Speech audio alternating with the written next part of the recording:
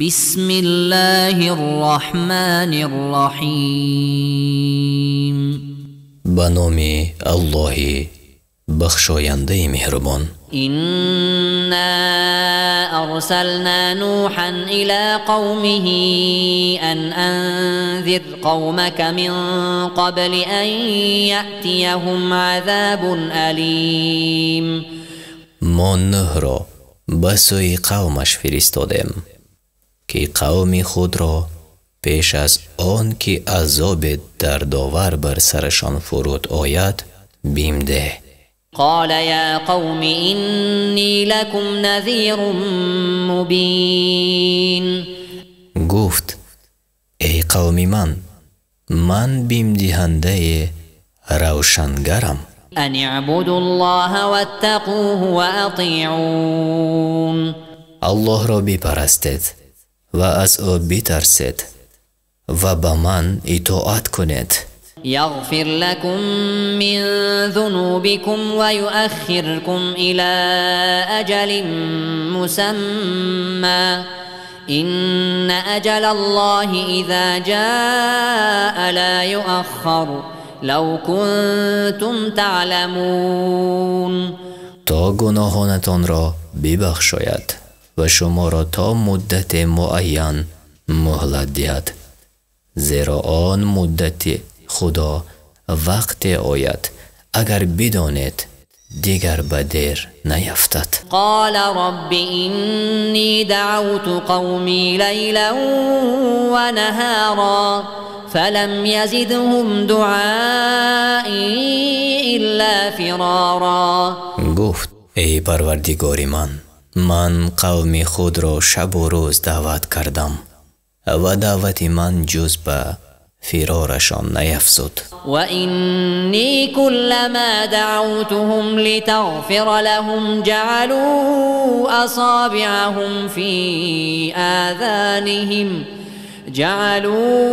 أصابعهم في آذانهم واستغشوا ثيابهم وأصروا واستكبروا استكبارا.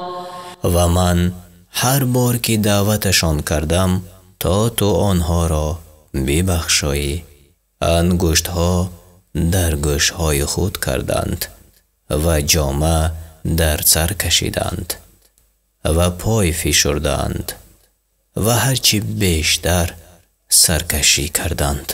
ثم إني دعوتهم جهارا ثم إني أعلنت لهم وأسررت لهم إسرارا. پس آنها را به آواز بلند دعوت کردم، باز به آشکار گفتم و در نهان گفتم. فقلت استغفروا ربكم إنه كان غفارا يرسل السماء عليكم مدرارا ويمددكم بأموال وبنين ويجعل لكم جنات ويجعل لكم أنهارا. سپس گفتم از پروردگارتان بخشایش بخواهید که او بخشاینده است تا از آسمان برایتان پی در پی باران فرستد و شما را به مالها و فرزندان مدد کند و برایتان بوستانها و نهرها بیافریند. ما لكم لا ترجون لله وقارا وقد خلقكم أطوارا ألم تروا كيف خلق الله سبع سماوات طباقا. شما را چی می شود که از شکوه الله نمی ترسید حال آن که شما را به گناه های گوناگون بیافرید؟ آیا نمی بینید که چگونه الله 7 آسمان طبقه را بیافرید؟ وجعل القمر فيهن نورا وجعل الشمس سراجا والله أنبتكم من الأرض نباتا ثم يعيدكم فيها ويخرجكم اخراجا. و ماه را روشنی آنها و خورشید را چراغشان گردانید و الله شما را چون نبات از زمین بیرویانید باز شما را به آن باز می‌گرداند و باز از آن بیرون می‌آورد. والله جعل لكم الأرض بساطا لتسلكوا منها سبلا فجاجا. و الله زمین را چون فرش برایتان بگسترد تا بر راه‌های پهناور آن بروید. قال نوح رب إنهم عصوني واتبعوا من لم يزده ماله وولده إلا خسارا. نوح گفت ای پروردگار من آنها فرمان من نبردند و با کسی پیروی کردند که مال و فرزندش جز به زیانش نیفزود. و مکروا مکرا کبارا. مکر کردند مکر بزرگ. و قالوا لا تذرن آلهتكم ولا تذرن ودا ولا سواعا ولا یغوث و یعوق و نسرا. و گفتند خدایانتان را ترک نکنید، ود و سوا و یغوث و یعوق و نصر را ترک نکنید. وقد اضلوا كثيرا ولا تزد الظالمين الا ضلالا. بسیاری را گمراه کردند و تو جز به گمراهی ستمکاران نیفزای.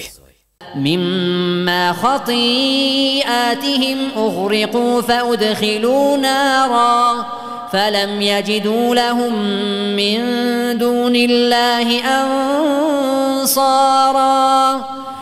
به جزای گناهشان غرق شدند و به آتش رفتند و جز الله برای خود یاوری نیافتند. وقال نوح رب لا تذر على الأرض من الكافرين ديارا إنك إن تذرهم يضلوا عبادك ولا يلدوا إلا فاجرا كفارا.